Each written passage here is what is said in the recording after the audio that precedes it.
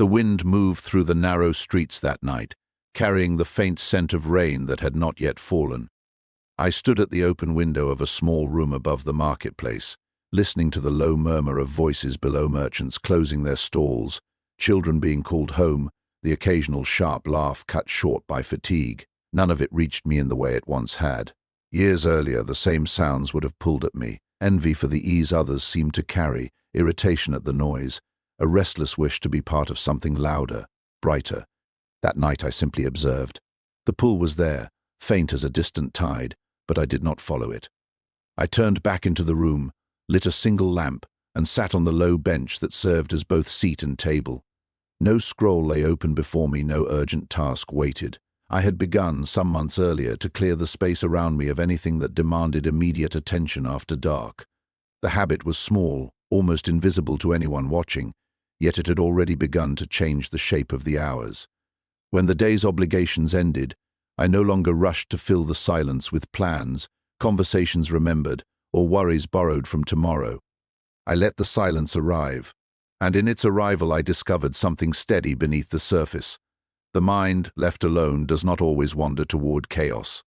Sometimes it settles, like dust after a long wind. That first deliberate pause became the beginning, not a rule carved in stone, but a quiet agreement with myself. When the light fades, let the clamor fade with it. No more carrying the marketplace into the night. No more rehearsing tomorrow's battles before tonight's rest has even begun.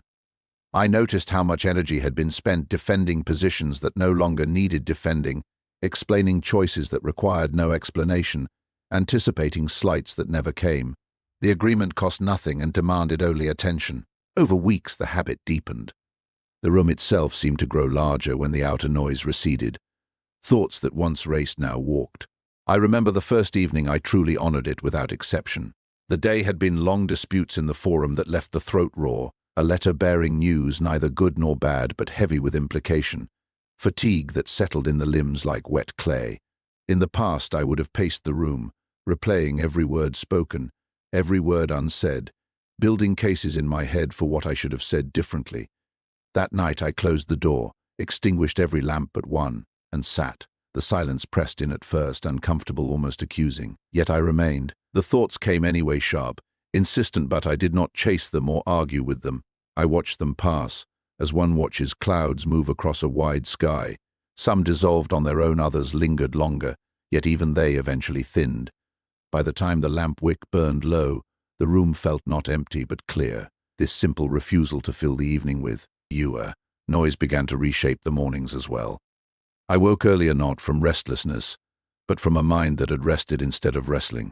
The first light found me already seated, not reaching for the day's demands immediately, but allowing a few moments to meet them from stillness rather than haste. The marketplace below would stir soon enough, the obligations would arrive soon enough. But those first quiet minutes belonged to no one else. In them I learned that the day does not begin when the body rises, it begins when the mind decides what it will carry forward. The second rule grew from this cleared space, almost without my noticing at first. Words had always come easily to me, too easily. A quick retort in debate, a lengthy justification when challenged, an explanation offered even when none was sought. Each one felt necessary in the moment, each one left a small residue afterward: regret for sharpness, weariness from excess, the faint sense that something true had been buried under too many layers. One afternoon, after a conversation that ended in unnecessary tension, I returned to the room and sat again in silence. The words I had spoken replayed themselves, not as defense but as evidence. Most had been unnecessary. Some had been accurate but unkind. A few had been honest but poorly timed. I saw plainly how much of what I said served not truth or necessity, but the need to be seen as right, clever, or unassailable. From that recognition the second agreement formed. Speak, only what is needed, and only when it serves. Not out of austerity or pride, but out of economy. I began to practice restraint the way one practices any craft, slowly, deliberately, accepting the awkwardness of the early attempts. There were days when silence felt like failure, when the impulse to explain or correct rose so strongly that holding it back required real effort. Yet each time I succeeded, the conversation that followed carried more weight precisely because it was lighter. A single measured sentence often did more than a paragraph of argument. A pause before reply allowed the other person's words to land fully. Listening, true listening without the mind already framing its answer became possible. This second rule did not make me distant or cold. It made me present. When I spoke, the words arrived from a quieter place. When I remained silent, the silence was not withdrawal but attention. The evenings, already cleared of borrowed noise, now became places to examine not only what had been said, but why. The lamp burned lower each night, and the questions grew simpler. Was that word necessary? Did it clarify or obscure? Did it serve the moment or only the speaker? The answers were rarely comfortable, yet they were rarely destructive. Honesty with oneself, offered without drama, rarely is. As these two agreements took root, silence at nightfall, restraint in speech, the mind began to notice patterns it had once ignored. Much of the inner turbulence came not from events, themselves, but from the endless commentary added afterward. A colleague's careless remark became a wound only because I replayed it, embellished it, assigned motives to it. A plan that faltered became a catastrophe only because I narrated its failure in advance. The third rule arrived as a response to this recognition. Act where you can act, and cease where you cannot. This was not a surrender to passivity. It was a refusal to waste effort on what lies beyond reach. A delayed delivery, a change in weather, another's opinion. These things happened as they always had. What I could control was my judgment upon them, my response to them, the energy I gave them. I began to ask one question at the moment of disturbance. Is this within my power? If the answer was no, I released it not with indifference, but with deliberate detachment. If the answer was yes, I acted calmly, directly, without unnecessary flourish. The evenings now included this sorting. What belonged to me? What did not? The silence made the distinction clearer. The restraint in speech prevented new entanglements. Day by day the mind grew lighter, not because difficulties vanished, but because I stopped adding weight to them. The path was still narrow, the demands still present, yet the burden felt less personal. Fortune could shift, I remained steady. These three agreements formed a quiet foundation. They asked for no audience, no praise. They were lived in the small hours and the ordinary moments.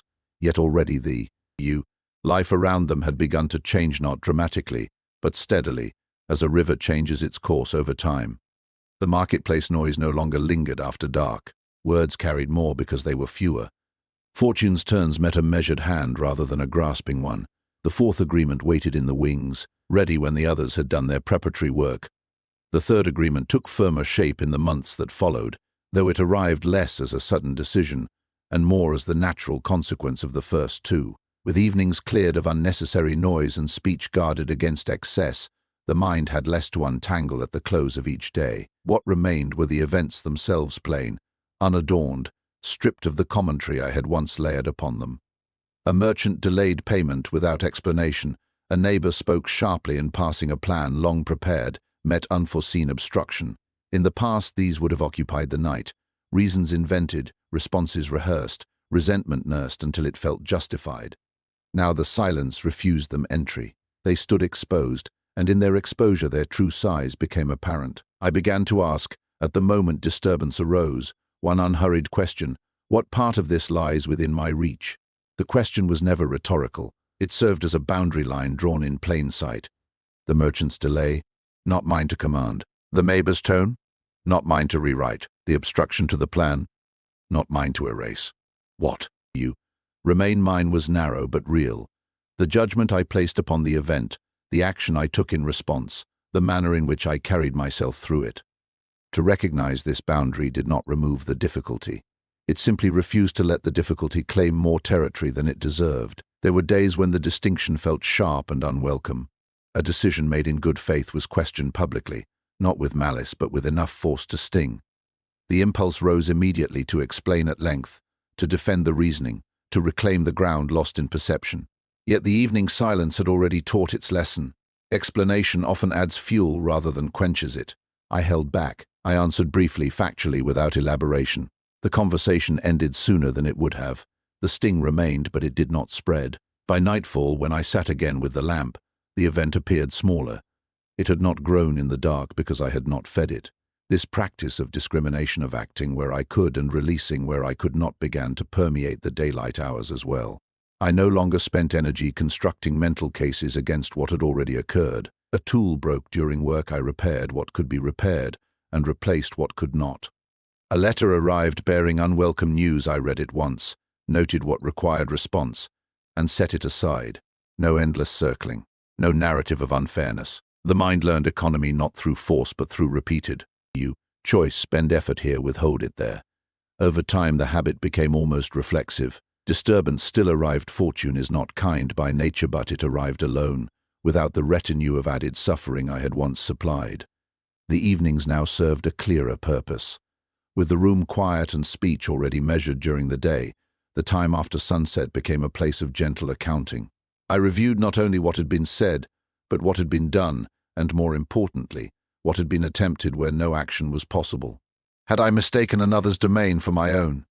Had I surrendered too quickly what remained in my hands? The questions were asked without accusation. Errors appeared plainly, yet they appeared contained. A moment of unnecessary defense noted and released.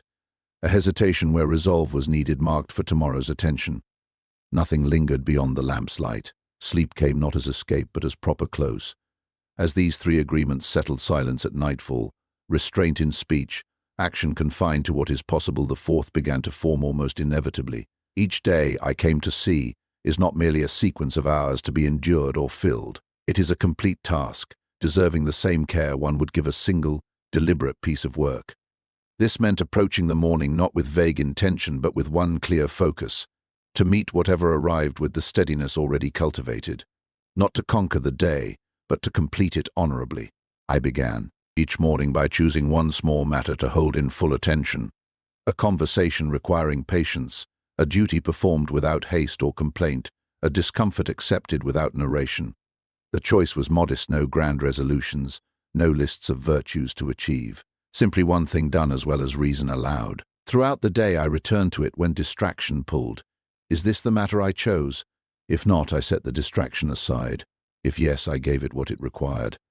The practice was not rigid. Some days the chosen matter shifted as events unfolded, yet the principle held: direct effort where it belongs, withdraw it where it does not. The evenings completed the circle. With the lamp lit and the room still, I looked back not to tally successes or failures in dramatic terms, but to see the day as it had been. Had the chosen focus been met? Where had attention wandered? Where had restraint held firm and where had it wavered? The review took only moments. No elaborate journal, no self-reproach, simply clarity. This was done well, this could be done better, this need not be carried forward. Resentments that might have smoldered were examined and extinguished, small oversights noted without shame. The day closed cleanly, leaving the next morning unburdened. These four agreements now stood together, not as a system imposed, but as a way the days had begun to move when left to reason rather than impulse. The marketplace sound still rose and fell below the window. Conversations, still required words. Fortune still turned as it pleased. Yet the life within had grown quieter, not empty, but ordered. The silence at nightfall preserved energy. Restraint in speech preserved dignity. Discrimination in action preserved effort. Completion of each day preserved peace. The change was never announced. No one remarked on it because no one needed to. It was lived in the ordinary moments. A pause before reply. A task finished without flourish. A night undisturbed by borrowed troubles. The path remained narrow, the demands unchanged. What had shifted was the one who walked it, less at war with what arrived, more at home with what remained. If these reflections have stayed with you, perhaps the recognition is already present. Tomorrow, when the light fades, try one small refusal. Let the day's clamor end at the door. Speak one word, fewer than instinct urges. Act only where your hand can reach. Close the day before sleep claims it. Let the others follow when they will. Reflect on this quietly today. Practice without announcement. Continue the work. This is the way, built by Stoicism. The fourth agreement settled into place quietly, as the others had done, not as a proclamation, but as the inevitable next step when the previous ones had cleared sufficient ground. By then the evenings were already places of order, silence preserved, words measured, distinctions drawn between what could be shaped and what could not.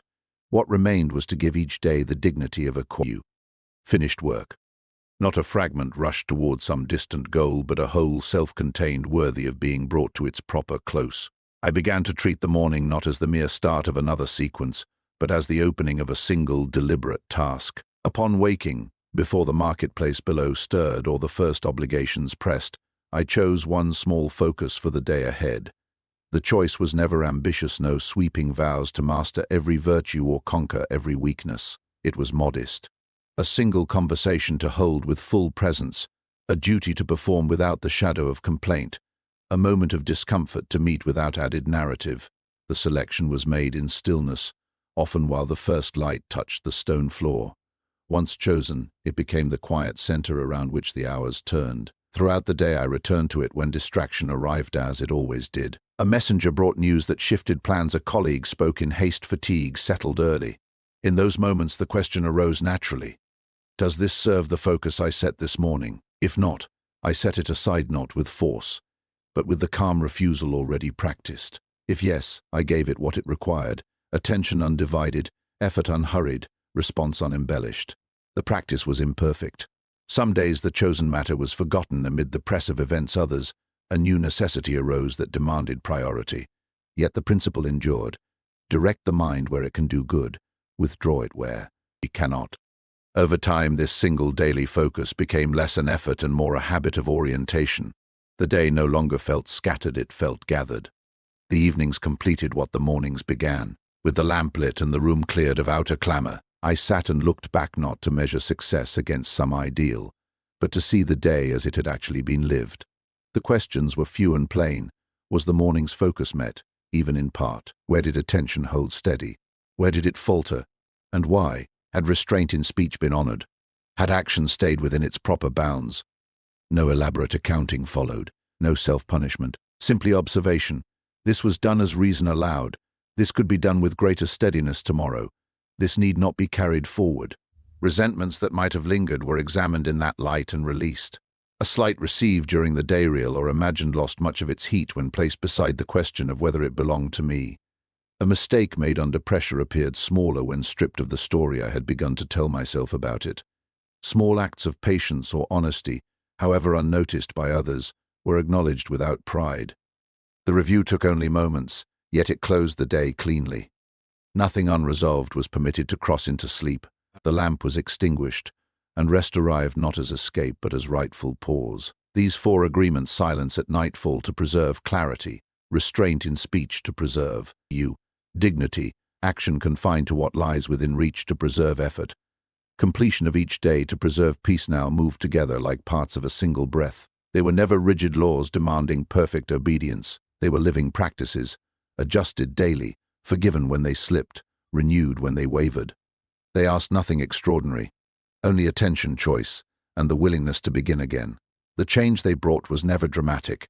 The marketplace still rose with its noise at dawn and fell silent at dusk. Conversations still required words, sometimes difficult ones. Fortune still shifted without consultation. Yet the inner landscape had altered. The silence at evening no longer felt empty, it felt spacious. Words carried weight because they were chosen rather than spilled. Disturbances arrived without the added burden of commentary or resentment. Days ended not in exhaustion or regret, but in quiet sufficiency. What had once felt like a series of battles became a series of choices, small, repeated, deliberate. I recall one particular season when the demands pressed harder than usual.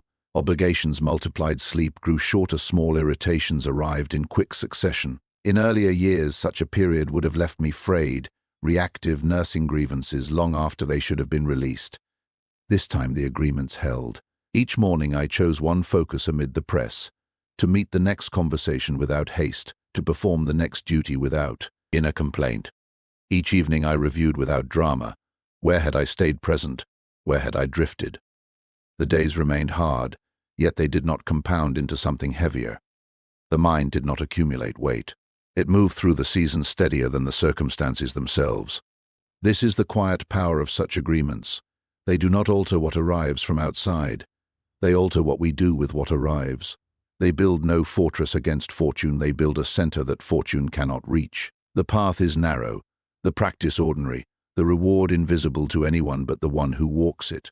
Yet it is real, a life directed by reason rather than impulse, by choice rather than reaction, by clarity rather than confusion. This is no small thing. If these words have remained with you through their length, the recognition may already be stirring. Tomorrow, when evening comes, try one refusal. Let the day's noise end at the threshold.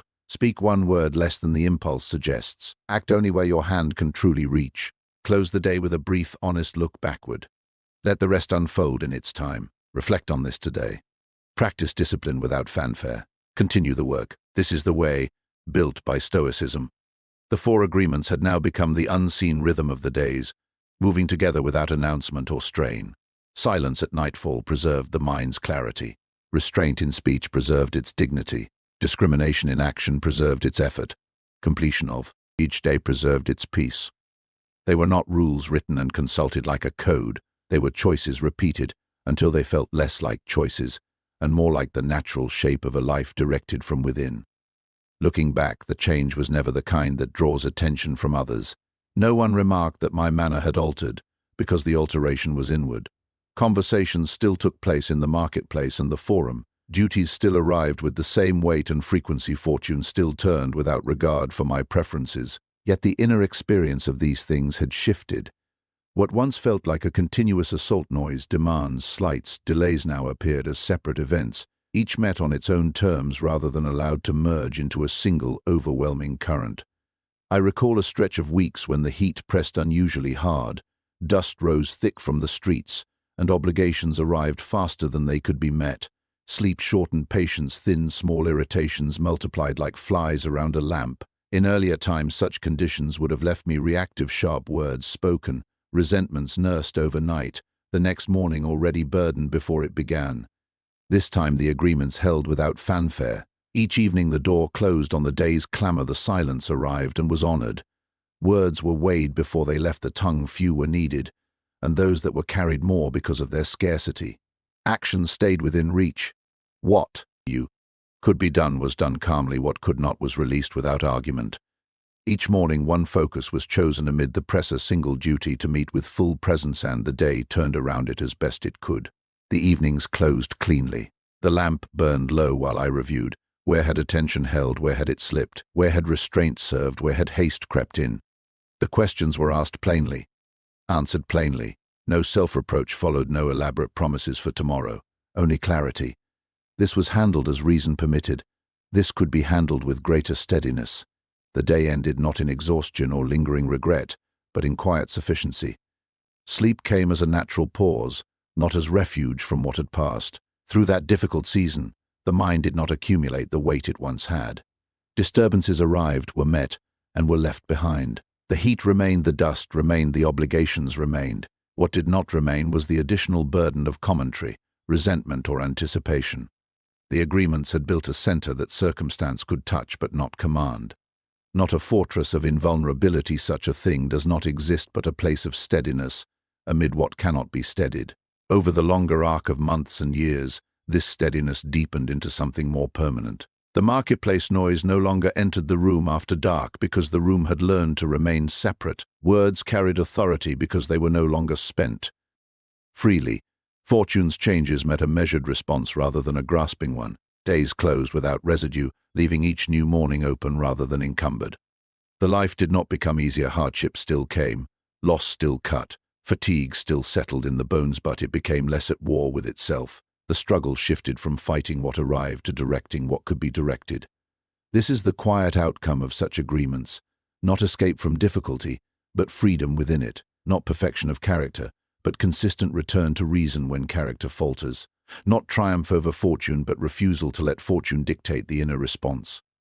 The path asks nothing heroic. It asks only attention in the small moments, choice where choice is possible, and the willingness to begin again when the choice is missed. No audience is required, no reward is promised beyond the clarity that comes from living deliberately rather than reactively.